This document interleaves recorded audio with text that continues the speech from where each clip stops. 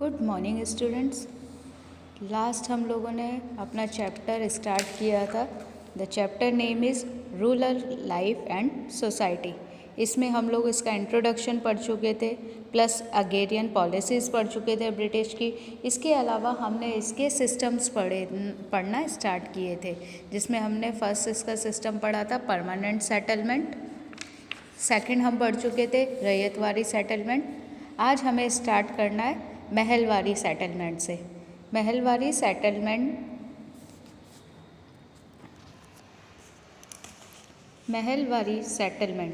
another land revenue system was devised in order to increase revenue and stop the exploitation of the peasantry.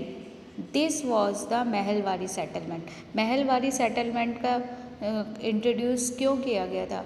Mahalwari settlement का introduce इसलिए किया गया था क्योंकि British government को British company को अपना जो रेवेन्यू था वो प्रॉपरली वे में पीजेंट्स से नहीं मिल पा रहा था, जिसके कारण पीजेंट्स को तो एक्सप्लॉइट किया ही जा रहा था, उसके साथ साथ जो ज़मींदार थे उनको भी एम्प्लॉयड किया जा रहा था, उनको भी एक्सप्लॉइट किया जा रहा था। और जितना रेवेन्यू ब्रिटिश कंपनी ने सोचा था उतना रेवेन्यू उन्हें नहीं मिल पा रहा था अपने रैयतवारी सेटलमेंट से और परमानेंट सेटलमेंट से। इसलिए उन्होंने एक न्यू सेटलमेंट इंट्रोड्यूस किया जिसका नाम था महलवारी सेटलमेंट, जिसमें पीजेंट्स के एक्सप्लॉयटेशन को रोका जा सके, इसके लिए इन्होंने नया सेटलमेंट स्टार्ट किया। ठीक है। The term mahal was use to refer to a village और अ ग्रुप ऑफ विलेजेस। यहाँ पर जो महल वर्ड का यूज़ किया गया है वो महल नॉर्मल महल नहीं है, वो महल किसी एक पूरे विलेज को बोला गया है या फिर 2-3 विलेज के ग्रुप को बोला गया है। ठीक है। The Mahalwari settlement was introduced in the north west provinces. Mahalwari settlement जो था ना वो नॉर्थ वेस्टर्न एरियाज़ में इंट्रोड्यूस किया गया। Province parts of central India और सेंट्रल पार्ट्स के नॉर्थ वेस्टर्न साइड पे किया गया। एंड पंजाब बाय होल्ट मैकेनिस इन 1822। और ये पंजाब के गवर्नर का नाम था हॉल्ट मैकेनिज्म। इन्होंने 1822 में इस सेटलमेंट को इंट्रोड्यूस किया और वो भी सेंट्रल ऑफ इंडिया के नॉर्थ वेस्टर्न एरियाज़ में। आगे बढ़ते हैं। It was felt that the village was an important social institutions in north Indian society which needed to be preserved. उनका ऐसा ब्रिटिश कंपनी का ऐसा मानना था कि जो विलेजेस होते हैं वो बहुत ही इम्पॉर्टेंट सोशल इंस्टीट्यूशन होते हैं, जिसके कारण इनको प्रिजर्व करना है, इनको सेव करना है, इनकी सुरक्षा करनी है। ठीक है। हमारी इंडियन सोसाइटी में जो भी विलेजेस होते थे वो बहुत ही सोशल कहते हैं इम्पॉर्टेंट रोल प्ले करते थे सोशल इंस्टीट्यूशन का।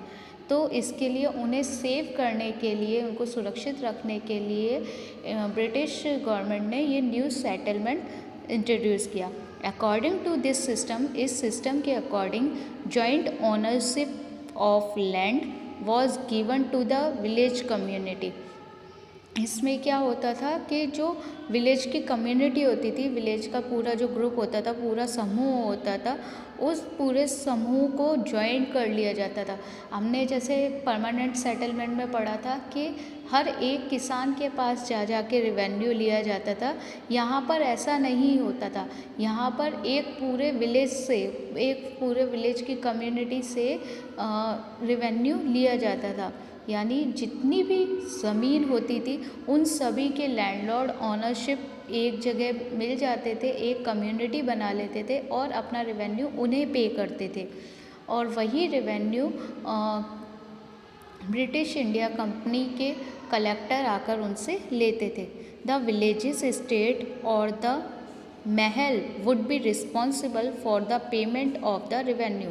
जो विलेजेस स्टेट होते थे और जो विलेजेस स्टेट यानी जो विलेज का कोई एक हेडमैन होता था या फिर महल के पूरा एक हेडमैन बना देते थे।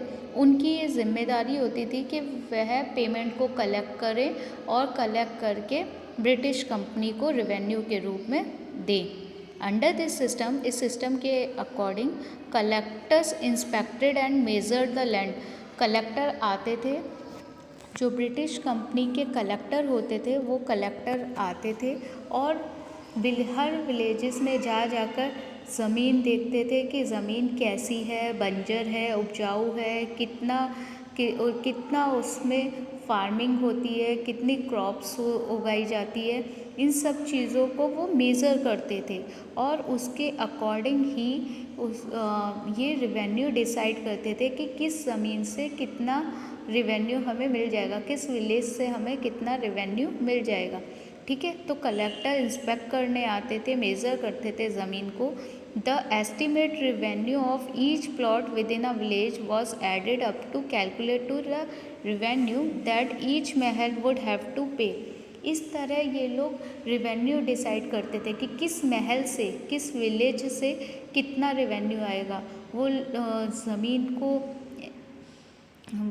ज़मीन को इंस्पेक्ट करते थे, मेज़र करते थे, फिर उसकी क्रॉप्स से देखते थे कि कितनी क्रॉप्स उगाई जा रही हैं और उन सब चीज़ों को कलेक्ट करते थे, कैलकुलेट करते थे। कैलकुलेट करने के बाद डिसाइड करते थे कि हमें इस महल से इतना रेवेन्यू लेना है। इस प्रकार वो लोग रेवेन्यू को डिसाइड करते थे। This was to be revised periodically. ये जो उसमें बताया था इस सिस्टम में कि ये कोई परमानेंट सेटलमेंट सिस्टम जैसा नहीं था कि फिक्स कर दिया गया इतना ही रेवेन्यू देना है। नहीं, यहाँ पर ब्रिटिश गवर्नमेंट ने बहुत चालाकी से इसे बोला कि ये रिवाइज्ड पीरियोडिकली, यानी ये समय समय पर चेंजेस होते रहेंगे। ये रेवेन्यू कुछ टाइम के बाद में चेंजेस लाते रहेंगे, इनमें रेवेन्यू को बढ़ाया जा सकता है। ठीक है, तो the charge of collecting the revenue and paying it to the company was given to the village headman.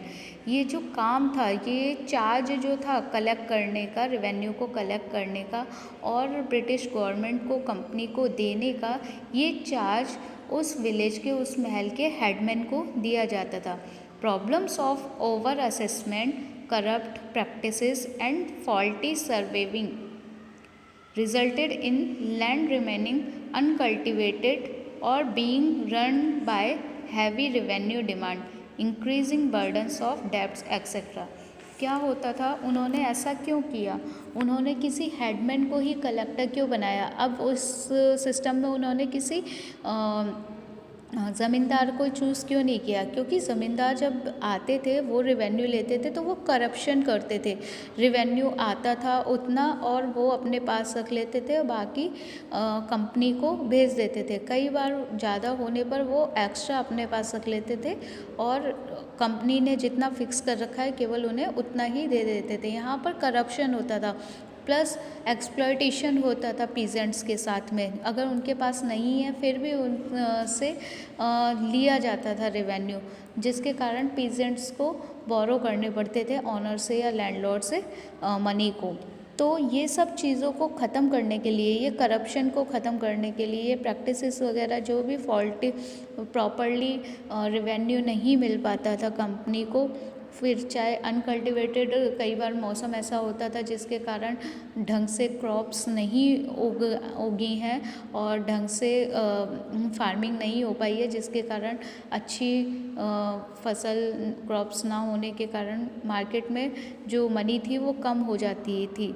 इस सब चीज़ों को ध्यान में रखते हुए गवर्नमेंट ने ये किया वहाँ पर कि इस सब चीज़ों को ख़त्म कर दिया जाए, जिसके कारण रेवेन्यू को इजीली और प्रॉपरली पूरी कंपनी के पास में आ सके, बढ़ सके और किसी भी प्रकार का कोई बर्डन ना रहे किसी भी ज़मींदार पर या किसी भी हेडमैन पर। तो उन्होंने इस तरीके से एक कलेक्टर रख लिया, मतलब अपनी कंपनी के कलेक्टर रख लिए जो हर महल में जाकर, हर विलेज में जाकर रेवेन्यू हेडमैन से लेते थे। ठीक है, तो आप लोगों को समझ में आ गया होगा ये महलवारी सेटलमेंट क्या था। महलवारी सेटलमेंट में जो भी परमानेंट सेटलमेंट और रैयतवारी सेटलमेंट में जो भी प्रॉब्लम्स उन ब्रिटिश कंपनी ने फेस की, उस सबको ख़त्म करने के लिए उन्होंने महलवारी सिस्टम को स्टार्ट किया और ये महलवारी सिस्टम उनके लिए सक्सेसफुल रहा।